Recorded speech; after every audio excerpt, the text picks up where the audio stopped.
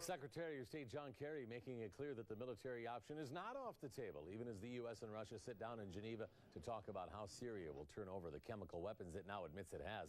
And Kerry rejected the suggestion from Syria's Bashar Assad that he will submit data on his chemical weapons program. A month after he signs an international ban on the weapons, Kerry says Assad's words are not enough. Well, listen to this. There are deadly chemical weapons being housed right here in Kentucky. Wave 3 troubleshooter Eric Flack found out they are being kept at a U.S. military facility about 100 miles from Louisville. He traveled to that Army depot earlier today. And Eric, are we talking about some kind of nerve agent similar to what was used in Syria? Yeah, Scott, the exact same ones allegedly used by the Syrian president to kill 1,400 of his own people. Some of those graphic images you're about to see. Chemical weapons have been stored at the Bluegrass Army Depot since the 40s, and the military is working to get rid of them. But the project has been bogged down in delays, leaving some Kentucky families living under a cloud of uncertainty. Tucked away on this 15,000-acre, heavily guarded Army depot in Madison County, 523 tons of weaponized chemicals are waiting to be destroyed by the U.S. military. Toxic nerve agents that attack the body, in some cases suffocating and killing the victim in minutes. Do these chemical weapons pose a risk to the community? Of course. Craig Williams is co-chairman of the governor's Chemical Destruction Citizen Advisory Board. He's teamed with Senator Mitch McConnell to press the U.S. military to eliminate its chemical stockpile in Kentucky, something Williams says should have been done long ago. Originally, the Army said that they would get it done nationally by 1994 for a cost of $1.8 billion. It's now 2013. They've spent about $35 billion. So they're a little behind schedule and a little bit over budget. Since the 90s, the U.S. government has worked to destroy chemical weapons stockpiles at 7 of its military sites. But arsenals in Kentucky and Colorado remain. And the Bluegrass Army Depot here in Richmond is the only location in the country to still house sarin and VX, the most lethal of toxic agents. It was sarin that was allegedly used by Syrian President Bashar Assad in a chemical attack on civilians August 21st, an incident that led President Obama to threaten airstrikes if Assad doesn't hand over his chemical stockpile. Destroying those weapons could take years, both in Syria and here in Kentucky. The plant being built at the Bluegrass Army Depot to neutralize the chemical agents is only 70% complete. And right now, estimates are the chemical weapons housed here won't be totally eliminated until 2023. So how big a threat is all this in the meantime? Williams says it's low. It would take something catastrophic, like an earthquake or multiple lightning strikes, to cause a release. Under the worst case meteorological conditions, with the worst type of agents, the zone of fatality could reach 35 miles. 35 miles? Correct. How many people is that? Several 100,000 because you start capturing parts of Lexington if the wind is blowing the right way. The probability of that is about the same as me waking up tomorrow morning with a full head of hair. Still, Williams says FEMA has spent millions of dollars on emergency response plans, including warning sirens and alert radios in every home, in the event the chemicals ever get airborne. We asked the Army for a tour of the chemical weapons facility, but that request has been put off until next week. The military guys has yet to respond to a list of questions I sent them yesterday about the delays in cleaning up all these weapons and also basically whether or not it's going to be done sooner rather than later. Why could it have taken so long, Eric? Well, I mean, one of the reasons Williams identified is that all these weapons here in the Bluegrass are weaponized, meaning it's not just 500 tons of chemical weapons, it's 500 tons of chemical weapons on about 1,000 rockets. That makes it more complicated to dismantle. Yeah. It also makes it more expensive and just takes longer. All right, Eric, thanks. Well, if chemical weapons stored in Kentucky leaked out into a community, the results could be catastrophic. What would people do and how would emergency crews respond? Well, one Bluegrass community wrestled with those very questions today. Wave 3 News troubleshooter Eric Flack traveled to Richmond, Kentucky to investigate the risk and what is being done to contain it. 523 tons of toxic agents are stored here at the Bluegrass Army Depot, including 400 tons of sarin and VX, the most deadly of chemical weapons. Here we go. To protect This exercise is no game for people working the phones inside the Madison County Emergency Operations Center.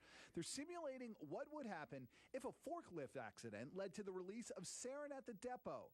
Sarin is the same nerve agent used in August to kill 1,400 people in Syria. We wouldn't have these exercises otherwise if it wasn't a possibility. A remote possibility. The possible of an accident, very remote, but you can't rule it out altogether. Emergency management recruits EKU students to pretend as if they've been exposed to chemical weapons, and then they show up here at the hospital where workers dressed in protective suits actually take them through a simulated decontamination process, just like this were the real thing. You got 3 on board. As medical workers practice how to respond to victims,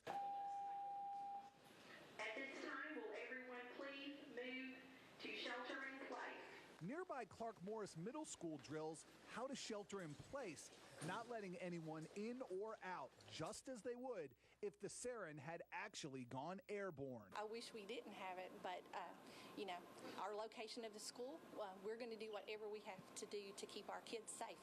The U.S. government has been working to destroy its chemical weapons since the 90s, eliminating stockpiles at 7 of 9 sites.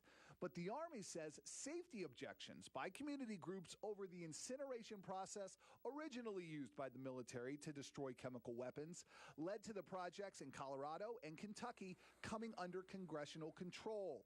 And funding problems for the revamped process left it years behind schedule. So do you think the citizens' involvement kind of slowed the process here?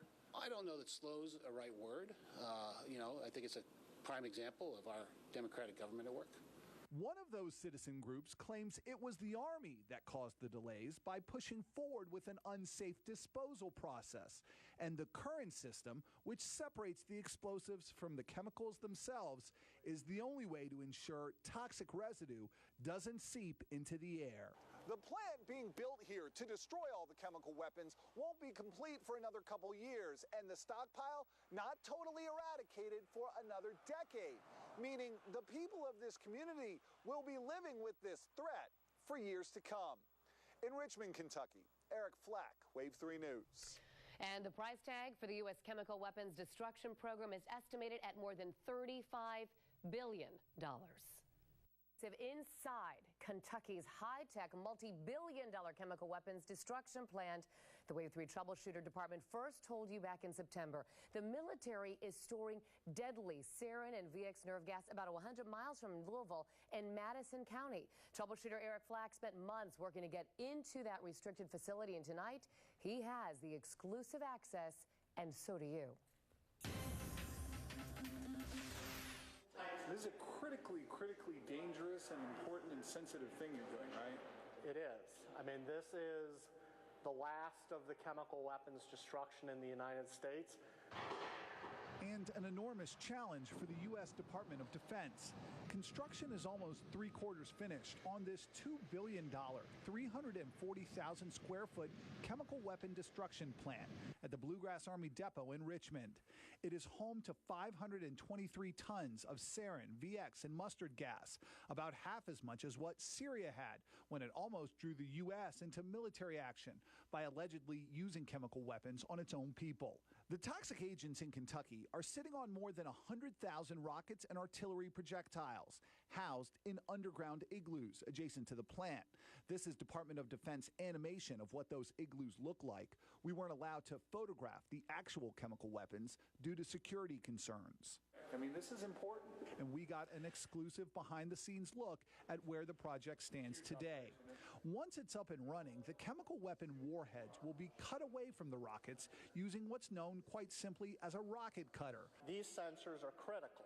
Project manager Jeff Brubaker told me there is virtually no room for error. And how precise does that location have to be? Well, we're talking less than an inch of precision. Cut the rocket in the wrong place, and Brubaker said the chemical weapon could detonate. Unlikely, but not impossible. The walls in this place are more than 2 feet thick, reinforced with steel to withstand an accidental detonation.